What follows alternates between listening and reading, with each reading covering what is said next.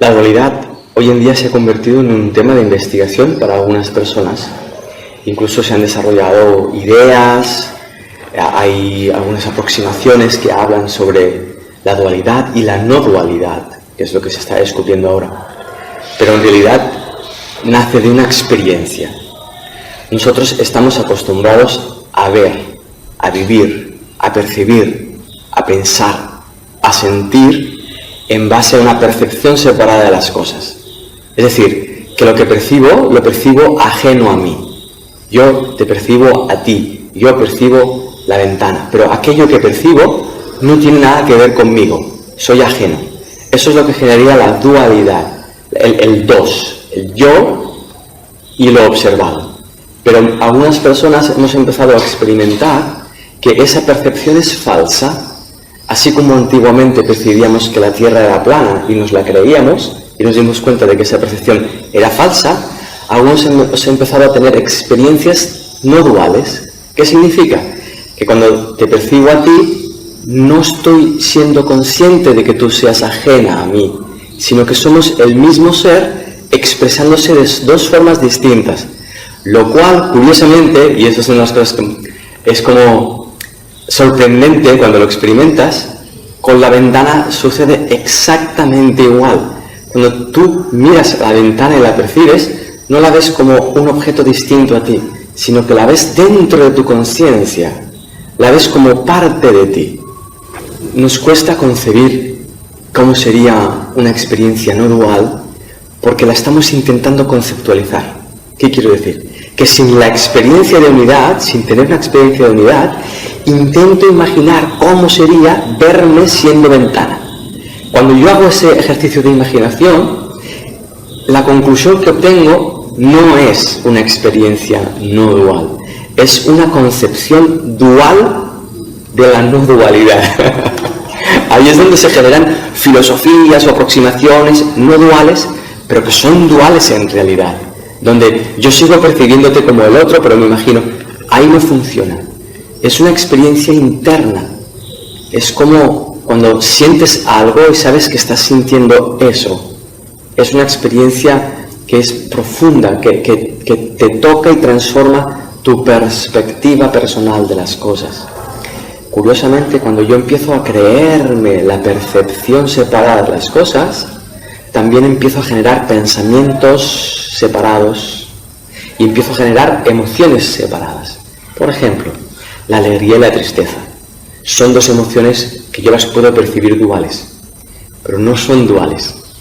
Cuando tú te abres a sentir la tristeza completamente, cuando te sumerges en la experiencia de la tristeza sin cuestionarla, descubres que al final de la tristeza hay esencia. Y esa esencia es la misma esencia que cuando te abres a sentir la alegría. Pero tienes que terminar el proceso. Con los pensamientos ocurre lo mismo. Con los pensamientos contradictorios, si tú los contemplas y los miras hasta el final, verás que hay una conciencia detrás de los pensamientos que aúna los pensamientos. Entonces la dualidad desaparece. La contradicción, la incoherencia interna, quiero ir pero no quiero ir por esto, me siento triste pero también me siento alegre, eso desaparece, se empieza a disolver. Al exponer que hay que aceptar todo, porque eso es vivir en la dualidad, y tú estás en el momento ese que quieres cambiar, ¿no? Tú escuchas la llamada para hacer el cambio en tu vida, tu mente empieza a boicotear. ¿Qué haces ante esa situación? En definitiva, hay una llamada interna a esa coherencia interna. Para tú querer hacer un cambio en algo y al mismo tiempo no boicotearte con tus propias ideas limitantes ante esa posibilidad de cambio, primero tienes que asumir tu experiencia. ¿Qué quiero decir? Que tienes que asumir los pensamientos que tú ves que surgen al consciente que te están boicoteando. ¿Qué quiero decir con esto también? Que los pensamientos que tú ves, que piensas, que están boicoteando tus ganas de cambiar, en realidad sí quieres pensarlos, porque sí quieres boicotearte, porque tienes miedo de ese cambio. Porque en realidad pretendemos que el cambio termine siendo algo distinto de lo mismo. Lo mismo, pero cambiado. porque le tememos al cambio profundo, que es la transformación. Porque no sabemos dónde nos va a llevar la transformación, no sabemos cómo va a ser una vez me he transformado. Entonces, aquel dicho de más vale malo conocido que bueno por conocer, lo llevamos hasta la última instancia, cuando en realidad no tiene sentido lo que acabo de decir. Más vale malo conocido que bueno por conocer es el lema del miedo y la desconfianza en la que hemos basado nuestro sistema de pensamiento actual. El miedo es una invención, nos lo inventamos. Y eso es algo que muy pocos son conscientes de ello, porque muy pocos se han atrevido a experimentar el miedo tal como es. ¿Por qué? Cuando uno siente miedo, tiene miedo de sentir eso, le damos la espalda y no aprendemos qué es el miedo en realidad. Pero cuando tú te permites sentir desde lo más profundo ese miedo, te das cuenta de que procede de un pensamiento.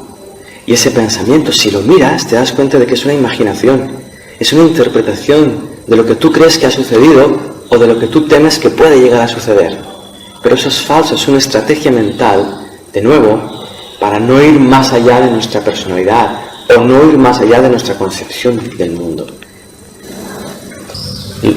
Lo que me expresabas cuando te sentías ahora, ¿no?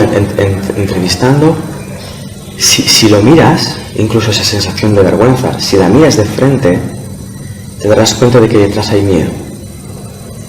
Y si sientes ese miedo, te darás cuenta de que detrás de ese miedo hay un pensamiento. ¿Puedes mirar cuál es ese pensamiento? Que no lo voy a hacer bien. Cuando te das cuenta de que detrás de ese miedo está el pensamiento, no lo voy a hacer bien, fíjate esto, qué fantástico es.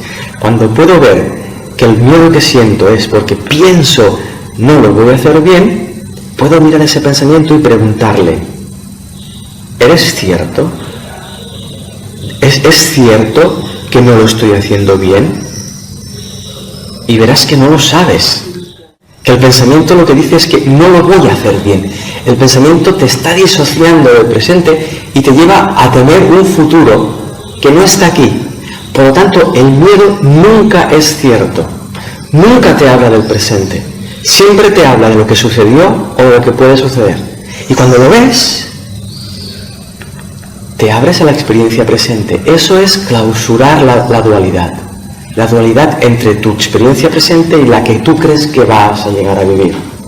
Ahí uno empieza a descansar. Ahora eres consciente de que ese pensamiento, lo voy a hacer mal, no te está informando de nada, no te habla de nada que sea verdad, te está mintiendo. Entonces el miedo que sientes es una mentira. Pero solo tú puedes descubrir eso cuando autoindagas. ¿Cómo? Usando el miedo. ¿Cómo? Dándole la bienvenida al miedo. Ahí surge un acto de creatividad. La yo vergonzosa, la yo incómoda, la yo con miedo, se transforma en una yo consciente, yo presente. El miedo termina siendo recurrente y parece invencible porque hay una parte de nosotros que aún quiere sentir ese miedo porque cree que si siente miedo reaccionará de tal manera que lo hará bien, que hará la entrevista bien. Entonces, sin darnos cuenta, apostamos por el miedo. Un momento, vale, que si siento el miedo y lo cruzo no sentiré miedo, ostras, pero si no siento miedo entonces no podré detonar las estrategias que me lleven a hacer una buena entrevista. ¿Viste? Pero cuando ves eso también te das cuenta de que no tiene sentido y de que te das cuenta de que cómo situamos la atención en el miedo deliberadamente, inconscientemente, pero deliberadamente. Hay una decisión de poner la atención en el miedo y construir un contexto deliberado, pero lo hacemos tan rápido que no lo vemos. Nuestra percepción es más lenta que nuestra capacidad de decidir el resultado que queremos de lo que percibimos. Y esto que acabo de decir es brutal, porque significa que estamos tomando decisiones de forma muy rápida que no vemos. Esas decisiones generan una interpretación del contexto, que generan una realidad, que la juzgo, la interpreto, que genera una emoción, que confirma lo que veo. Eso lo hacemos tan rápido que lo que yo pienso es que las cosas son como yo las veo. Y es mentira. Lo que haría la mente dual, la mente egoica, sería comparar cómo se siente ahora con cómo se sentía antes y determinar qué se siente mejor. Y habría bueno, ya me siento mejor. La mente presente, la no dual, no le importa lo que vienes sintiendo antes. Lo único que le importa es lo que estás sintiendo ahora. Y si lo que estás sintiendo ahora no es paz, volvería a mirarlo. La mente en realidad no está separada. Es una entidad compacta. Los pensamientos, las sensaciones, las emociones, la concepción que yo tengo de mí mismo, la concepción que yo tengo de lo que es ser un ser humano, la vida, todo es una cosa igual, es la misma cosa. Cuando yo la percibo seccionada e intento resolverla, me pierdo. Entonces caigo en la trampa de juzgar mis emociones o de generar interpretaciones que generan esas emociones que luego juzgo como buenas o malas, apropiadas o inapropiadas. Caigo en esa trampa de tal manera que no soy consciente de que estoy cayendo en esa trampa, que no estoy siendo consciente de que lo que estoy experimentando es el resultado de mis decisiones y no el resultado de lo que yo estoy viviendo, sino el resultado de mis interpretaciones, de cómo yo decido vivir esto. Cuando empiezas a darte cuenta de esto, ves que el contexto no tiene poder sobre mí, porque es el resultado de cómo yo lo vivo. Creemos que nosotros tomamos decisiones. Creemos que vamos al supermercado y nosotros elegimos comprar lo que queremos comprar. Pero nuestro mecanismo de decisión es muy inconsciente. Tanto es así que existe algo que se llama neuromarketing, que lo único que se encarga es de ver ese inconsciente a través del cual tú decides qué quieres para generar productos, texturas, tamaños, colores, olores, sabores, para que tú compres eso, para que tú decidas comprar eso creyendo que lo estás comprando libremente porque es lo que tú eliges de todo lo que ves, pero en realidad hay un sistema detrás que te está llevando a ser esclavo de tus decisiones inconscientes. Lo mismo ocurre con nuestras relaciones. Aquellas personas con las que nosotros decidimos compartir la vida proceden de unas decisiones de las que nosotros somos esclavos, sin darnos cuenta.